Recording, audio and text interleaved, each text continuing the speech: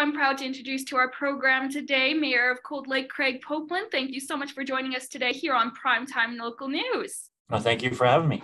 So council allocated $625,000 to a shelter program. Can you talk a bit more about the program? Yeah, for sure.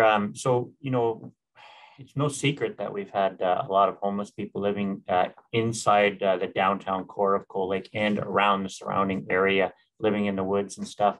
So council made it a priority to let's get into this. So, it's really not a municipality responsibility, but the volunteer group called John Howard that's in our community trying to deal with the homeless people, really we're at their wits' end of where they could go to for funding. So council's made a decision to, we have a series of land.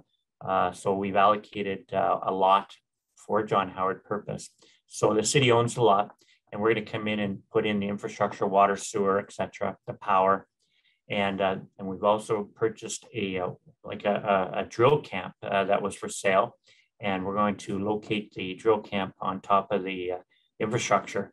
And from there, the city will work with the John Howard Group to provide a mat program, which it's not very comfortable, but the idea is get people out of the extreme cold and into shelter for the night, feed them, and work with them to try to work on improving their life. And some of these people are at the wit's end and need some help on some of them don't even have bank accounts or funding, and so the social workers will work with the clients and to try to improve the quality of life for them.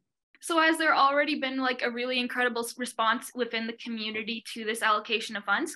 It's very mixed because, people have seen the people on the streets, and what we're trying to do is, we're really concerned about the downtown business group. A lot of the homeless people have been sort of preventing, customers aren't comfortable in coming into some of the businesses. So a lot of businesses have been reaching out to us and saying, please, council, do something. We also have had a lot of homeowners very concerned because some of the individuals living in tents have caused fires right around the community and also have come into their community and created, are doing crime.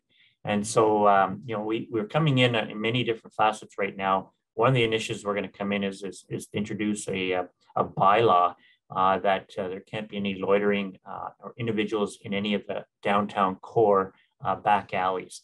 So from midnight till 6, there'll be a curfew. And that'll be one tool that we can give the enforcement agencies to maybe move these individuals along and also write a ticket if they're caught in the back alleys, because that's where a lot of crime is happening. A lot of homeless people are also setting up camps inside the business community. And then what happens is the workers are afraid to go to work early in the morning because the individuals are right in the backyard, back alley of a lot of the businesses. So it's a tough situation right now. Some residents aren't happy that council has done this.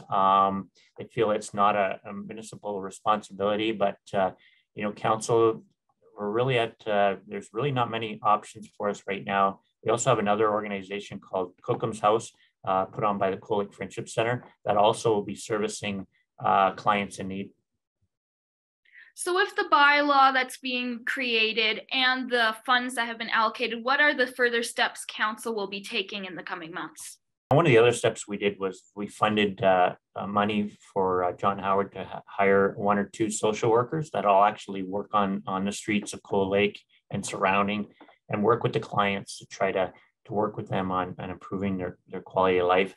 The other option, we haven't finished budget right now, but we're looking at enhancing or at least keeping the security program that we have in downtown. We have a private security company that is contracted out, or we can enhance our bylaw officers or enhance another RCMP position. So council hasn't dove into the enforcement part of our budget yet, but that's a big conversation. But these are all ways to work to try to make sure that the safety of everybody in Cold Lake is top of priority, and working with the clients that have come to Cold Lake, want to live downtown, is to try to get them out of the element. So it's a two-prong approach, and eventually the province has to step in here and deal with the people that have addictions. It's very hard to get anybody into a treatment bed in Alberta. And the Northeast Alberta is very, very underserved when it comes to beds in our area. Well, I'd like to thank you again so much for being here on our program today. Thank you for having me.